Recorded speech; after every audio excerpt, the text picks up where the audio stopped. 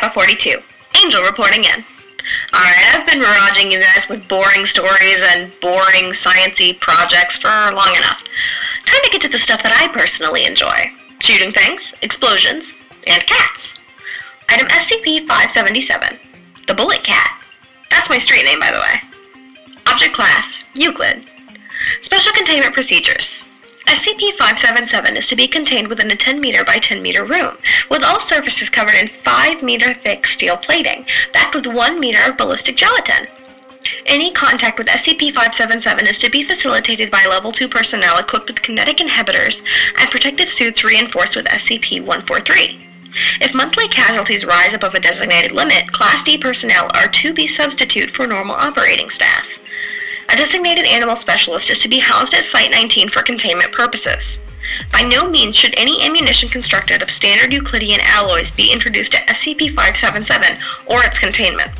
Description: SCP-577 appears to be a mass of ammunition of various caliber and composition, which moves under an unknown autonomous force possessing moderate sentience. This force is not magnetic or gravitational in origin, and seems to be unaffected by most natural forces.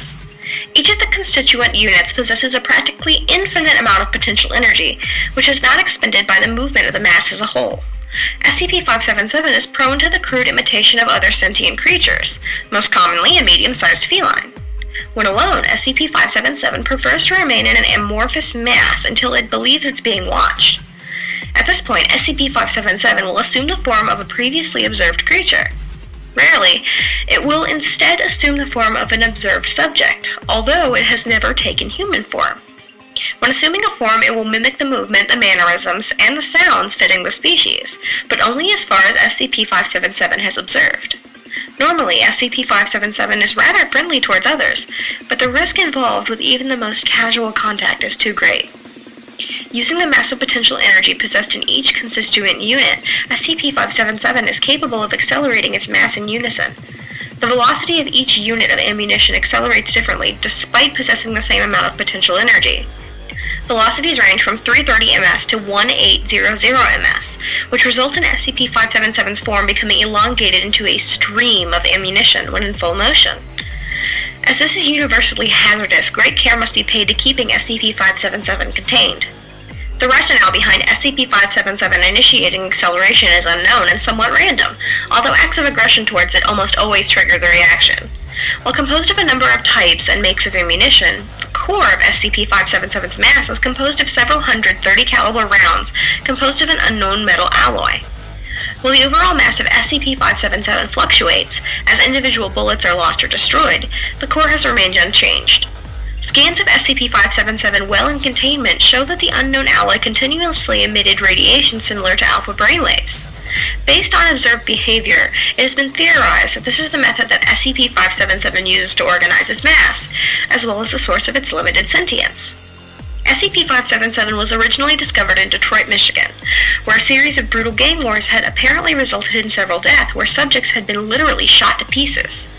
Foundation agents had become involved after several impossible witness reports had accrued, along with contacts in the area confirming that neither side in the conflict possessed sufficient firepower. After the first 3 attempts resulted in heavy casualties, deployment of a rapid-forming ballistic gelatin by air eventually allowed for temporary containment and relocation to Site-19. Addendum: despite no need to eat, it apparently has become wise to not introduce any form of tuna to SCP-577's containment. Addendum 577-B. After a containment failure, SCP-577 gained access to Site-19's armory. It was at this point that SCP-577 incorporated several thousand extra rounds of ammunition, a number of explosive, and a few chemical weapons. Incident reports cite the appearance of a giant cat-like creature that prowled the halls, occasionally accelerating and resulting in 12 deaths, and massive damage to Sectors 3 through 5. Eventually, SCP-577 wandered back to containment on its own. No, really, this thing is like me in cat format. Also, no birthdays for this past week. Probably for the best. They're probably all dead anyway. Stay safe, stay alert, and we should probably stay out of Detroit.